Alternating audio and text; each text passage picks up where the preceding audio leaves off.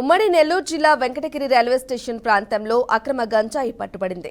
అనుమానంగా తిరుగుతున్న ఓ వ్యక్తి బ్యాగ్లో నుంచి గంజాయి ప్యాక్లను పట్టుకున్నారు. బెంగళూరు రాష్ట్రానికి చెందిన గోపీనాథ్ అనే వ్యక్తి వరిసా నుండి తిరుపతి కృష్ణా ఎక్స్ప్రెస్లో రైలులో వెంకటగిరిలో రైల్వే స్టేషన్లో దిగి బెంగళూరుకు వెళ్లేందుకు సిద్ధంగా ఉన్న వ్యక్తిని అదుపులోకి తీసుకున్నట్లు సిఐ రమణ తెలిపారు.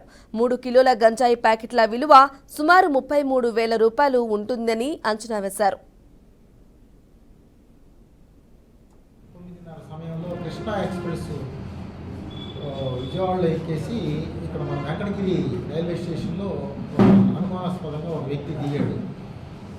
అతని చేతిలో ఒక బ్యాగ్ అనేది ఉంది. అతను అనుమానాస్పదంగా తచ్చాడుతుండగా మాకు వచ్చినటువంటి సమాచారం మేరకు అతను ఇక్కడి నుంచి తిరుపతి వెళ్ళడానికి ఆటో కోసం బస్సులో వెళ్దామని చెప్పేసి అక్కడి నుంచి ప్రయత్నం చేస్తూ ఉన్నాడు.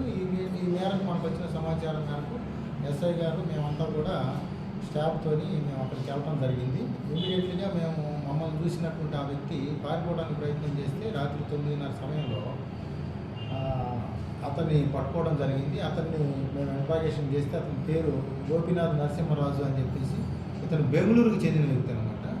ఇతను గతంలో కూడా కేసుల్లో ఉన్నాడు. ఇతను గాంజాయి తీసుకొచ్చి అమ్మి సొమ్ము చేసుకోవడానికి ప్రయత్నం చేస్తూ ఉంటాడు. గతంలో కూడా కేసులు ఉన్నాయి. జైలుకి వెళ్ళి వచ్చాడు ఇతను బెంగళూరులో కూడా.